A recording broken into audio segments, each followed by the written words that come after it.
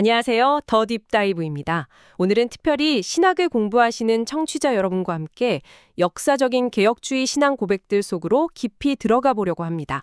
주제는 바로 설교 교리입니다. 네, 안녕하세요. 저희가 오늘 살펴볼 주요 자료는 코넬리스 P. 베네마 교수의 개혁주의 신앙 고백 속 설교 교리라는 논문인데요. 네, 아주 중요한 논문이죠. 오늘 저희의 목표는 이 신앙 고백서들이 설교를 어떻게 받는지, 그 중요성, 권위, 기능은 무엇이고, 또 이게 오늘 여러분의 공부와 사역에 어떤 의미가 있을지 함께 파헤쳐보는 겁니다. 좋습니다. 이런 질문으로 시작해볼까요?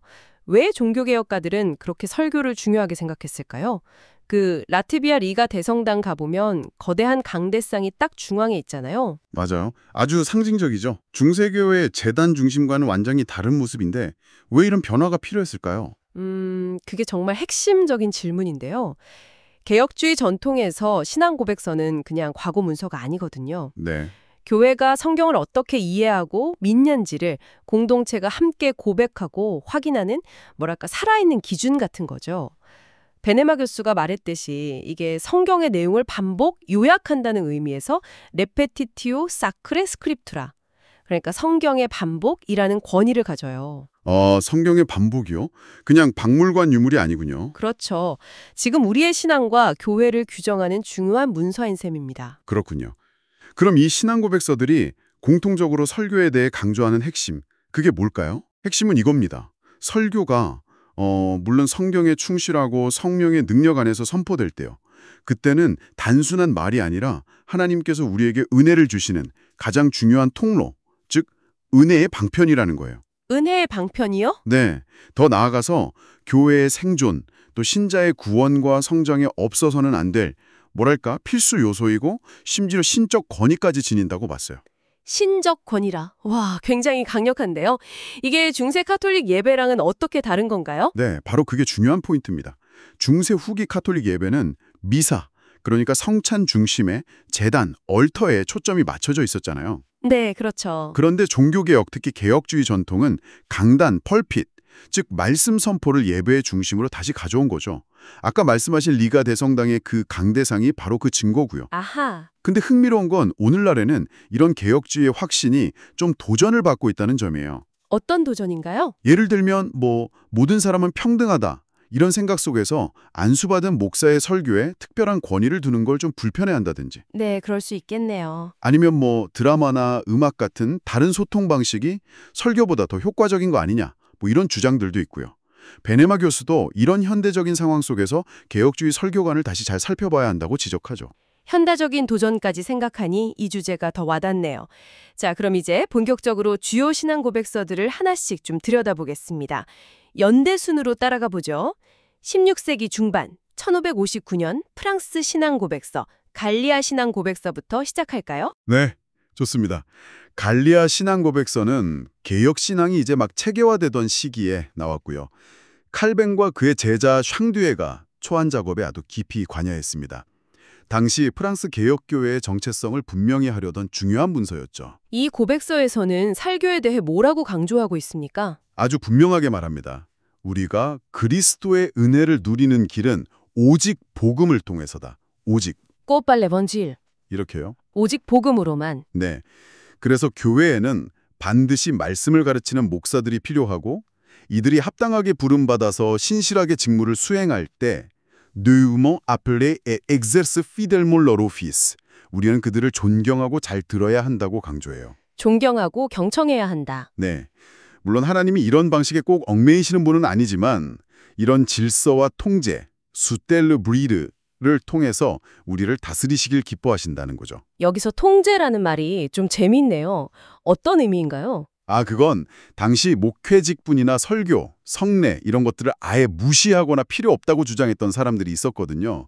그들을 공상가들, 판타스티키르라고 불렀는데 그들을 염두에 둔 표현이에요. 아하, 그런 배경이. 네, 그러니까 하나님은 질서의 하나님이시고 교회의 공적인 가르침, instruction commune et service를 통해서 일하시니까 우리는 이걸 존중하고 그 안에서 하나 되어야 한다는 걸 강조하는 거죠. 그리고 말씀을 신실하게 받아들이고 설교하는 것. 이게 참된 교회의 중요한 표지라고도 분명히 하고요. 폴란드 신앙 고백서는 어떻습니까? 존 녹스가 주도했다고 들었는데요.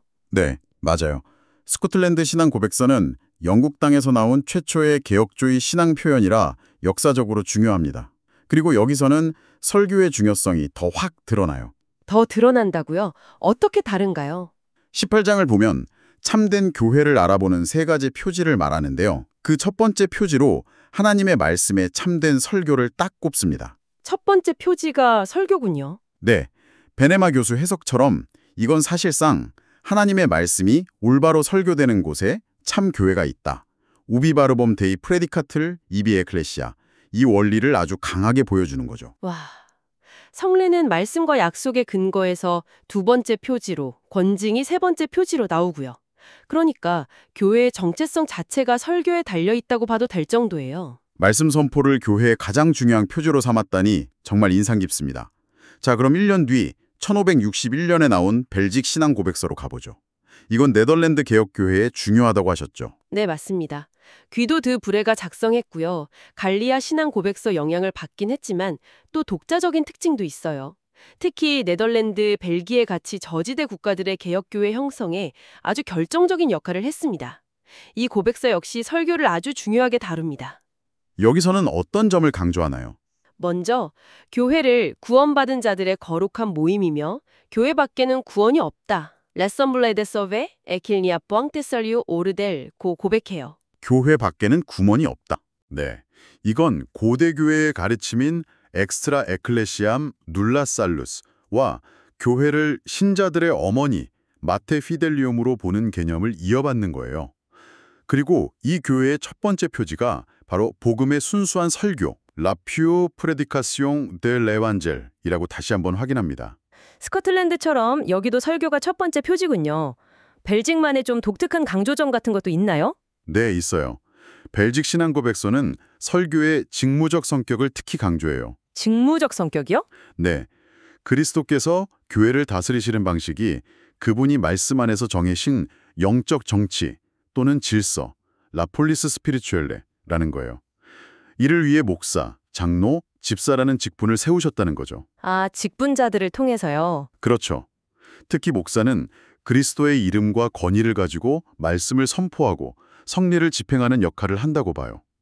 그러니까 설교는 그냥 개인의 종교적 생각 나누는 게 아니라 그리스도께서 교회에 세우신 공적인 직무 수행이라는 점을 딱 분명히 한 거죠. 직분과 연결된 설교의 공적권이 이것도 중요한 포인트 같습니다. 자, 이제 아주 유명한 1563년 하이델베르크 요리문답으로 가볼까요? 많은 분들이 사랑하는 요리문답인데 설교에 대해서는 어떻게 가르칩니까? 하이델베르크는 그 구조, 비참 구속 감사도 그렇지만 내용도 참 실제적이고 목회적이죠. 여기서 설교의 역할은 믿음과 관련해서 아주 중요하게 나와요. 믿음과 관련해서요? 네. 이 신문을 보면 우리가 그리스도의 모든 은혜에 참여하는 유일한 길이 참된 믿음이라고 하잖아요. 네. 그럼 이 믿음이 어떻게 생기냐? 이 질문에 65문이 답하는데요. 성령께서 거룩한 복음의 설교를 통해 durch die Predigt des Heiligen Evangeliums 우리 마음에 믿음을 일으키시고 성례의 사용으로 그 믿음을 확증하십니다. 이렇게요. 아, 설교가 믿음을 일으키고 성례는 확증한다. 이 구분이군요. 이게 중요한 차이인가요? 네, 베네마 교수가 그 점을 주목하는데요. 설교가 믿음을 시작하게 하는 주된 방편이고 성례는 이미 있는 믿음을 더 굳건하게 해주는 역할을 한다는 거죠. 그렇군요. 더 나아가서 설교는 천국 열쇠의 첫 번째 요소라고까지 말해요. 문답 83-8번에서요. 천국 열쇠로서의 설교요? 그건 어떤 의미죠? 설교가 복음을 통해서 믿는 사람들에게는 죄사함과 영생을 선포해서 천국 문을 열어주고 반대로 복음을 거부하고 회개 안 하는 사람들에게는 하나님의 진노와 정죄를 선포해서 천국 문을 닫는다는 의미예요. 와, 문을 열고 닫는 역할까지? 네. 그리고 하나님의 마지막 심판도 이 복음의 증거에 따라 nach welchem Zeugnis des Evangelii Gottes 이루어질 거라고 딱 말합니다. 설교가 단순 정보 전달이 아니라 영원한 운명을 결정하는 하나님의 권위 있는 행위라는 걸 보여주는 거죠. 아주 강력한 가르침입니다. 정말 설교에 엄청난 무게를 두네요. 다음으로 1566년 제2 스위스 신앙 고백서를 보죠.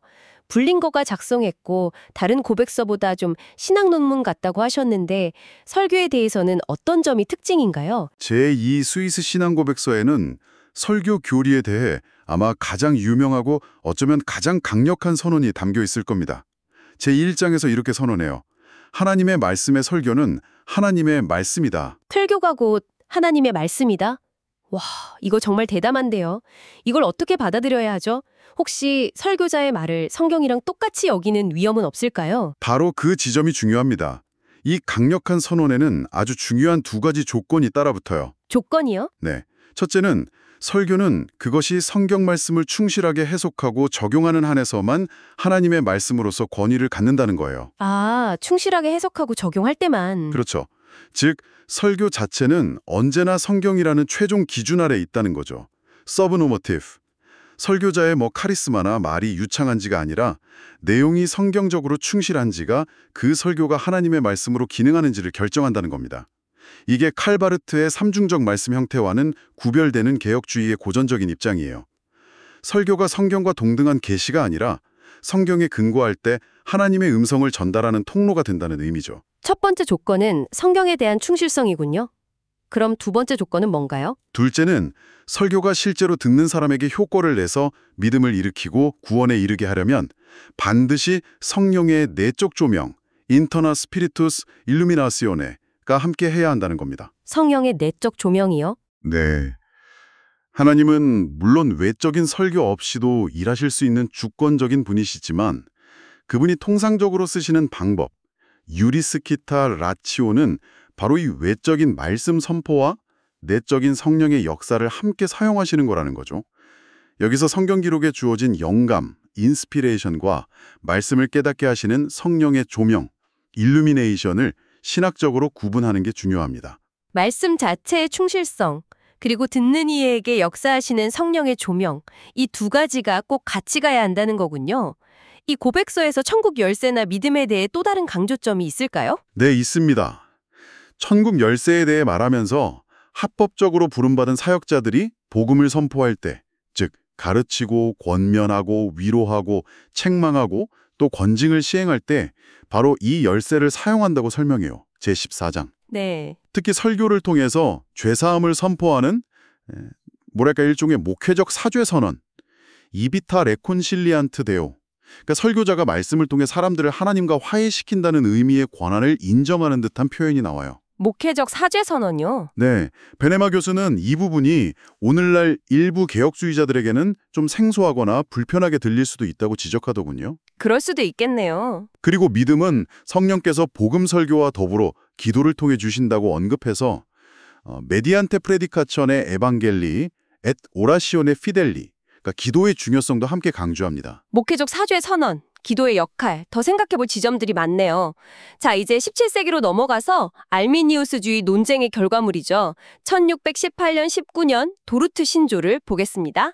예정론이 중심인데 설교와는 어떻게 연결되나요? 도르트 신조가 물론 예정론, 소위 칼빈주의 5대 교리를 다루는 건 맞는데요. 근데 놀랍게도 그 모든 가르침 속에서 설교의 중요성을 계속 강조해요. 아, 예정론 안에서요? 네, 예를 들어 하나님은 사람들이 믿도록 하기 위해서 설교자들을 보내신다고 명시하고요. 택함 받은 사람들은 다른 방법이 아니라 바로 말씀과 성령을 통해 효과적으로 부르심을 받는다고 가르칩니다. 아이다시7. 예정론과 설교의 필요성이 모순되는 게 아니라 오히려 연결되는군요. 그렇습니다. 또 그리스도의 속죄가 모든 사람에게 충분하다는 걸 강조하면서 이 복음의 약속, 그리고 회개하고 믿으라는 명령은 모든 민족과 사람들에게 차별 없이 아주 진지하게 선포되어야 한다고 주장해요. 아, 차별 없이 진지하게. 네, 이게 흔히 값없이 주시는 복음의 제안, 웰멘터 어퍼 또는 진지한 부르심, 세리오 보칸트루, 교리와 연결되는 중요한 내용입니다. 하나님이 택하신 자들을 구원하시기로 작정하셨지만 그 방법은 바로 이 보편적인 복음 선포를 통해서 이루어진다는 거죠. 성택과 보편적 복음 선포 사이의 그 긴장감을 잘 보여주는 것 같네요.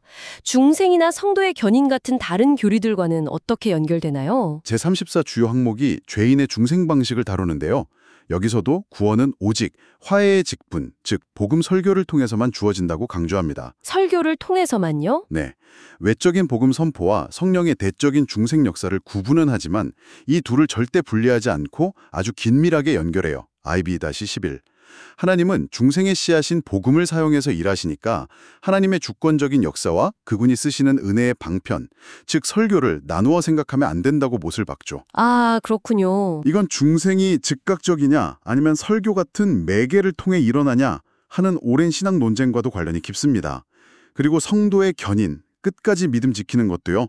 복음을 듣고 읽고 묵상하고 권면, 위협, 약속을 받고 성례에 참여하는 것 같은 이런 은혜의 방편들을 통해서 유지된다고 가르칩니다. V14. 그러니까 예정과 주권을 강조하면서도 그 모든 과정에서 설교라는 은혜의 방편이 정말 필수적이라는 걸 분명히 보여주는 거군요. 맞습니다. 예정론 중심의 신조에서도 설교 역할이 이렇게 강조된다니 좀 놀랍습니다.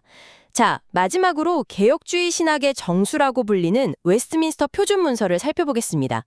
1647년 신앙고백서와 1648년 대요리 문답인데요. 이전 고백서들의 내용을 어떻게 발전시켰을까요? 웨스트민스터 표준문 문서는요. 이전 시대 신앙 고백들의 가르침을 훨씬 더 성숙하고 정밀하게 체계화했다는 평가를 받아요. 설교 교리에 있어서도 마찬가지입니다. 네. 신앙 고백서는 유효한 부르심, 이펙추얼 콜링이 이전 고백서들과 같이 하나님의 말씀과 성령으로 이루어진다고 고백하고요. WCF 11. 이게 하나님이 통상적으로 쓰시는 방법이지만 예를 들어 유아기에 죽는 택함받은 아기들처럼 하나님은 자신의 뜻대로 자유롭게 역사하실 수도 있다는 걸 인정해요. WCF 13. 아, 통상적인 방법과 하나님의 자유. 네, 이건 보이는 교회 밖에는 구원의 통상적인 가능성이 없다는 고백. WCF 25. 이과 조화를 이루는 설명이죠. 구원에 이르는 믿음 역시 통상적으로 말씀의 사역을 통해 주어진다고 가르치고요. 또 건전한 설교와 양심적인 말씀 청취는 하나님께 드리는 마땅한 경배의 일무라고 분명히 말합니다. 신앙고백서가 이런 교리적 틀을 제시한다면 대요리 문답은 좀 더 실천적인 면을 다루지 않나요? 설교에 대해서도 그런가요? 정확하십니다. 대요리 문답은 설교의 실제적인 면을 훨씬 더 구체적으로 다뤄요. 예를 들어 성령께서는 말씀을 그냥 개인이 읽는 것보다도 특히 설교하는 것을 구원에 이르게 하는 더 효과적인 방편으로 삼으신다고 강조합니다. WLRC Q155. 아, 공적 설교의 중요성. 그렇죠. 공적인 설교 사역을 부각하는 거죠. 또 아무나 설교할 수 있는 게 아니라 충분한 은사를 갖추고 합당하게 인정받아서 직분으로 부름받은 자들만이 설교해야 한다고 규정합니다. WLRC Q158. 되었다면 그 부름받은 자는 어떻게 설교해야 하는가? 이런 지침도 있나요? 네, 아주 구체적으로 있습니다. 대요리 문답 159문은 설교자가 어떻게 설교해야 하는지를 정말 명료하게 설명해요. 첫째, 부지런히. 둘째, 때를 얻든지 못 얻든지. 셋째, 명료하게. 명료하게. 넷째, 신실하게. 즉, 하나님의 모든 뜻을 드러내면서. 다섯째, 지혜롭게. 청중의 필요와 이해 수준에 맞춰서. 여섯째, 열심을 가지고. 하나님과 영혼들을 뜨겁게 사랑하는 마음으로. 마지막으로 성실하게. 하나님의 영광과 청중의 회심, 성장, 구원을 목표로 삼고 해야 한다. 와, 정말 설교자에게 요구되는 기준이 높죠. 정말 그렇네요. 설교자뿐 아니라 듣는 사람의 책임도 중요할 텐데요. 그건 어떻습니까? 당연히 있죠. 바로 다음 문답인 160문이 우리가 말씀을 어떻게 들어야 하는지를 상세히 가르칩니다. 듣는 자세군요. 네. 첫째, 부지런히 준비하고 기도하며 참여해야 한다. 둘째, 듣는 내용을 성경으로 검토해야 한다. 아, 검토해야 한다. 셋째, 진리를 믿음과 사랑과 온유함과 기꺼운 마음으로 받아들이되 그냥 좋은 말이 아니라 하나님의 말씀으로 받아들여야 한다. 넷째, 들은 말씀을 묵상하고 서로 나눠야 한다. 다섯째, 그 말씀을 마음에 간직하고 삶에서 열매를 맺어야 한다. 와, 듣는 것도 그냥 듣는 게 아니네요. 그렇죠. 설교는 일방적인 전달이 아니라 설교자와 청중 모두에게 적극적인 참여와 책임이 요구되는 아주 역동적인 과정이라는 걸 보여주는 겁니다. 듣는 것에도 이렇게 많은 책임이 따른다는 걸 새삼 깨닫습니다. 혹시 웨스트민스터 문서에서 또 다른 흥미로운 점이 있을까요? 한 가지 흥미로운 점은요. 대요리 문답 154문이 은혜의 외적인 방편을 말하면서 말씀과 성례 그리고 기도를 포함시킨다는 점이에요. 이건 다른 신앙 고백서들에서는 그렇게 명시적으로는 잘 안 나타나거든요. 기도가 말씀이나 성례와 같은 종류의 은혜의 방편이라는 뜻인가요? 베네마 교수는 꼭 그렇게 보기보다는요, 기도가 말씀이나 성례처럼 객관적인 은혜 전달 통로는 아닐지라도 우리가 그 은혜의 방편들을 통해 실제로 은혜를 받는데 필수적인 주관적인 조건 혹은 수단이라는 걸 강조하는 것으로 해석하는 게 좋다고 제안해요. 아, 주관적인 조건이나 수단. 네. 하이델베르크 116문이나 제2 스위스 신앙 고백서에서도 기도를 통해 은혜를 구해야 한다고 강조하는 것과 같은 맥락으로 볼 수 있죠. 기도를 통해서 우리는 말씀과 성례가 우리에게 효과적으로 역사하기를 간구하게 되니까요. 네, 이해가 됩니다. 지금까지 여러 개혁주의 신앙 고백서들을 통해 설교에 대한 가르침을 쭉 훑어봤는데요. 정말 일관되게 설교를 아주 중요하게, 높게 평가한다는 게 분명해 보입니다. 그렇습니다. 이 풍부한 내용기를 베네마 교수의 분석을 따라서 세 가지 강점, 세 가지 약점 또는 도전 과제, 그리고 세 가지 목회적 함의로 한번 정리해 볼 수 있겠습니다. 네, 좋습니다. 먼저 강점부터 보죠. 첫째는 설교 권위에 대한 아주 높은 견해입니다. 보셨듯이 설교를 그냥 사람의 말이 아니라 성경에 충실하고 성령께서 역사하실 때는 하나님의 살아있는 음성, 비바 벅스, 특히 제2 스위스 신앙 고백서 표현처럼 프레디카치오 벨비데이 에스트 벨붐 데이로 이해했잖아요. 네, 설교는 하나님의 말씀이다. 그렇죠. 은혜 받는 주된 통로이고 천국 열쇠를 사용하는 행위로까지 갔다는 거죠. 둘째는 구원과 교회 형성에서 설교가 필수적 역할을 한다고 강조한 점입니다. 설교가 믿음을 일으키고 강하게 하고 구원에 절대적으로 필요하고 또 교회의 참단 표지이자 정체성 우비 벨붐 데이 에스트 이비 에클레시아의 핵심이라고 계속 강조했죠. 교회를 신자들의 어머니 마테 피델리움으로 본 것도 이런 맥락이고요. 네. 셋째는 말씀과 성령의 역할을 균형 있게 제시했다는 점입니다. 설교나 성례가 자동으로 효과를 낸다는 기계적인 견해 엑스오페레 오페라토는 거부하면서도 은혜의 방편으로서 설교의 객관적인 지위는 확고히 했어요. 또 성령의 주권적인 역사와 말씀이라는 방편 사용을 분리하지 않고 잘 연결했고 하나님의 절대적인 자유와 그분이 통상적으로 쓰시는 방식 사이에 건강한 긴장감도 유지했고요. 정말 강력한 강점들이네요. 하지만 이런 높은 설교관에는 혹시 약점이나 현대적인 도전 과제 같은 건 없을까요? 물론 있습니다. 세 가지 정도 지적해 볼 수 있겠는데요. 첫째는 권위 오해나 남용의 가능성입니다. 설교가 하나님의 말씀이다라는 높은 견해는 아까 말한 성경에 대한 충실성과 성령의 역사라는 조건을 잊어버리면 설교자 개인의 말을 절대시하거나 성경과 동일시하는 좀 권위주의적인 모습으로 변질될 위험이 있어요. 아, 그럴 수 있겠네요. 그래서 웨스트민스터 대요리문답 160문이 강조하듯이 듣는 사람이 설교를 성경으로 스스로 분별하고 검토해야 할 책임이 더 중요해지는 거죠. 둘째는 의도치 않게 성례가 약화될 위험입니다. 설교의 중요성을 너무 강조하다 보면 자칫 상대적으로 성례의 가치나 중요성을 좀 약화시키는 결과를 낳을 수도 있다는 거죠. 균형이 중요하겠군요. 맞습니다. 개혁주의 신앙 고백들은 성례 역시 그리스도께서 직접 세우신 은혜의 방편이라고 분명히 가르치니까 설교와 성례 사이의 적절한 균형을 유지하는 게 목회적으로 아주 중요합니다. 셋째는 일부 가르침의 실제 적용이 좀 어렵거나 불편할 수 있다는 점입니다. 예를 들어 아까 제2 스위스 신앙 고백서에서 살짝 나온 목회적 사제선언 같은 부분은 오늘날 어떤 교회 문화에서는 오해를 사거나 좀 받아들이기 어렵게 느껴질 수도 있거든요. 네, 그렇죠. 또 도르트 신조에서 논의된 중생의 매개성, 즉각성 문제처럼 신학적으로 좀 더 깊은 이해와 설명이 필요한 부분들도 존재하고요. 그렇군요. 강점과 함께 이런 도전 과제들도 잘 알아야겠네요. 자, 마지막으로 이 모든 논의가 오늘날 신학을 공부하는 여러분 같은 미래의 목회자들에게 주는 구체적인 목회적 함의, 이건 뭘까요? 역시 세 가지로 요약해 보겠습니다. 첫째, 예배에서 설교의 중심성을 회복해야 한다는 겁니다. 현대 예배가 때로는 엔터테인먼트나 감성적인 경험에 좀 치우치는 경향이 있잖아요. 네, 그런 면이 있죠. 말씀 선포가 예배의 심장이 되어야 한다는 걸 강력하게 일깨워줍니다. 예배를 기획하고 인도할 때 화려한 순서나 분위기 조성이 아니라 충실한 말씀 강해가 최우선 순위가 되어야 한다는 거죠. 아까 말한 리가데 성당의 강대상이 상징하는 바를 기억해야 합니다. 강단 중심의 예배 회복. 네. 둘째는 안수받은 사역의 중요성을 다시 확인해야 한다는 겁니다. 모든 사람이 평등하다는 현대적인 감각이 때로는 교회의 직분과 질서를 좀 약화시키기도 하지만 신앙 고백서들은 교회의 건강과 질서를 위해 하나님으로부터 특별히 부름받고 은사를 갖추고 또 교회 공동체 앞에 책임지는 안수받은 사역자가 꼭 필요하다고 강조합니다. 이건 무분별한 평등주의나 반권위주의에 대한 중요한 도전이 될 수 있어요. 네, 직분의 중요성. 마지막 셋째는 설교자와 회중 모두에게 충실한 말씀 사역을 요청한다는 것입니다. 웨스트민스터 대요리 문답이 보여주듯이 설교자에게는 성실함, 신실함, 명료함, 지혜, 열심, 올바른 동기 같은 것들이 요구되죠. 동시에 회중에게도 그냥 수동적으로 앉아있는 게 아니라 준비된 마음으로 주의 깊게 듣고 성경적으로 분별하고 삶으로 살아내려는 능동적인 책임이 요구됩니다. 네, 양쪽 모두의 책임이군요.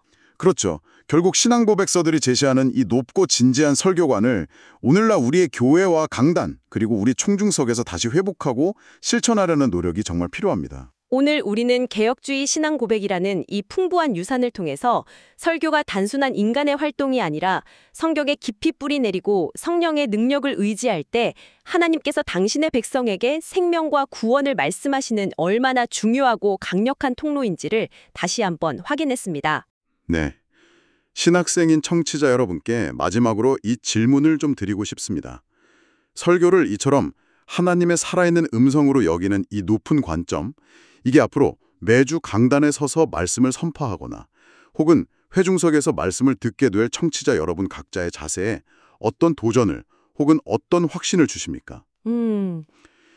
그리고 만약 여러분이 섬기게 될 미래의 교회가 이러한 설교의 존엄성과 중요성을 혹시 잃어버렸다고 느낄 때 어떻게 이 귀한 신앙의 유산을 그들 가운데 다시 세워갈 수 있을지 한번 깊이 고민해 보시는 시간이 되기를 바랍니다. 오늘 이 깊이 있는 탐구에 함께해 주신 청취자 여러분께 진심으로 감사드립니다.